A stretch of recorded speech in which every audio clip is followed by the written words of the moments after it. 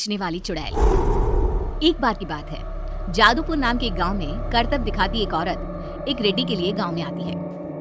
आइए आइए मेहरबान कदरदान, खाइए रोहड़ा के ताजे ताजे केले। कभी खाए नहीं होंगे ऐसे केले, पीले पीले केले खाइए। ये कहकर रोहड़ा हाथों में 4 केले लिए उन्हें सर्कल में जोर जोर से हवा में उछालती हुई करतब दिखाती है, जिसे देखकर आसपास के सारे बच्चे अपने अपने मम्मी पापा से उस औरत के पास जाने की जिद करने लग जाते हैं। पापा ऐसा तो सर्कस में बॉल से होता है ना, ये आंटी तो केले से कर रही है, चलिए ना पापा देखते हैं। रोहड़ा एक पतली सी तार पर चलती हुई केलों से करतब दिखाती है। आते जाते सभी लोग बाहर रुककर उसके करतब देखते हैं और वाह वाही करते नहीं थकते।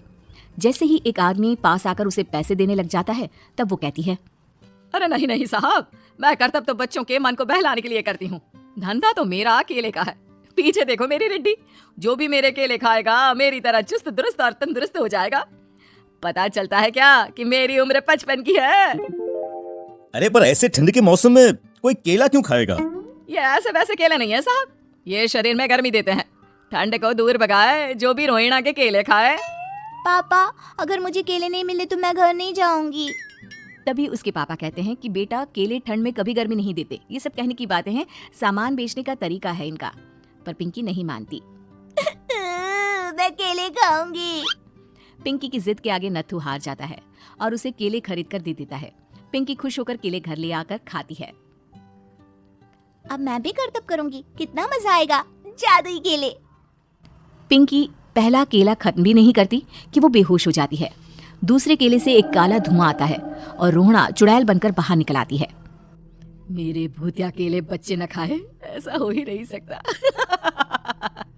जादूपुर वालों, कब तक बचोगे?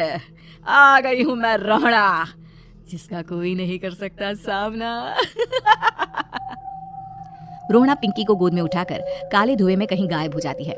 शाम के वक्त नत्थू घर लौटता है और पिंकी को घर में ना पाकर उसकी माँ से कहता है, माँ पिंकी कहाँ है? अरे बेटा, उसे तो तू सुबह करतब दिखाने ले गया था ना, फिर कहाँ वापस आए तुम दोनों? मुझे लगा तू उसे अपने साथ मंडी ले गया होगा। हे भगवान, मेरी बच्ची कहाँ गई? मैं उसे घर ही तो छोड़कर गया था माँ। नत्थू गांव के घर कोने में अपनी बेटी को ढूंढता है, पर उसे वो कहीं नहीं मिलती। परेशान होकर आके रो रो कर नत्थू हिम्मत हार कर घर लौट आता है। अगली सुबह रोहड़ा फिर से करतब दिखाने आती है और इस बार पिंकी की तरह रोनी केले खरीद लेता है। 50 रुपए दिए थे पापा ने, सारे पैसों की मैंने केले खरीद लिए हैं। अब मैं भी आंटी की तरह ही करतबबाज बन जाऊंगा। यही सोचते हुए रोनी केले खाता है और पहला अकेला केला आधा खत्म भी नहीं करता कि चुड़ैल उसके सामने आ जाती है। मेरे साथ चलने का समय आ गया है रोनी। ये तो बस शुरुआत है। अब इस गांव के सारे बच्चे धीरे धीरे मेरे कब्जे में होंगे, एक बच्चा भी नहीं बचेगा। ये कहकर रोना रोनी को गोद में लेकर काले धुएं में अदृश्य हो जाती है। इसके बाद हर रोज गांव में से कोई ना कोई बच्चा गायब होता, पर ऐसा क्यों हो रहा है किसी को भी समझ में नहीं आ पा रहा था। रोज की तरह अपनी बेटी पिंकी की तलाश में नत्थू गांव के एक तालाब के पास बैठा रो रहा था। कहाँ गई मेरी पिंकी? शकुंतला के जाने के बाद एक वही तो मेरा सहारा थी। अरे उसकी आत्मा कोस रही होगी मुझे कि मैं अपनी बच्ची को संभाल भी नहीं पाया। नत्थू ये कहता हुआ रो ही रहा था कि तभी तालाब में से उसे शकुंतला की आवाज सुनाई देती है। कहाँ थी तुम शकुंतला?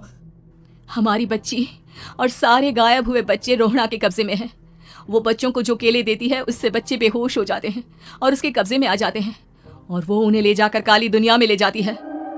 पर वो ऐसा क्यों कर रही है? ये मैं नहीं जानती, पर उस दुनिया का रास्ता मैं आपको बता सकती हूँ। जहाँ ये नदी खत्म होती है वहाँ एक केले का पेड़ है, उसके नीचे एक दरवाजा है, वहीं से रास्ता जाता है उस दुनिया का। ये कहकर शकुंतला की आत्मा गायब हो जाती है। गांव के सभी लोग झुंड बनाकर उसी रास्ते से काली दुनिया में चले जाते हैं और वहां देखते हैं कि सारे बच्चे वहां काम कर रहे थे। पापा मुझे ले चलो यहाँ से, पापा पापा। सभी बच्चे अपने मम्मी पापा से लिपट जाते हैं। तो तुम लोग यहाँ तक आ गए? क्यों हमारे बच्चों को पकड़ लिया तूने? तुझे शिकार ही बनाना है तो ले, हम सब आ गए हैं, हमें खा ले। नहीं, मुझे बच्चे चाहिए, मेरे बच्चे के बदले तुम लोगों के बच्चे। क्या मतलब? मैं इसी गांव में रहने वाली एक औरत थी। केले की चोरी के इल्जाम में मेरे बेटे को गांव वालों ने इतना मारा कि वो मर गया। उसी दिन मैंने ठान लिया कि गांव वालों का भी वही हाल करूंगी। कुछ दिन बाद बेटे के चले जाने के दुख में मैं भी मर गई और मेरी भटकती आत्मा एक चुड़ैल बन गई। और फिर मैंने बदला लिया तुम सबके बच्चे छीनकर। बर्दाश्त नहीं कर पाए ना। सोचो मुझ पर क्या बीती होगी। हमें माफ कर दो रोना, पता नहीं ये किसकी गलती थी पर हम सभी माफी मांगते हैं। हमारी खुशियां लौटा दो, तुम भी तो एक माँ हो। गांव वालों की बात सुनकर रोना का मन पिघल जाता है और वो बच्चों को छोड़ देती है। उसके बाद काली दुनिया बच्चों के लिए जादुई दुनिया बन जाती है। अब कोई भी कभी भी वहां आ जा सकता था।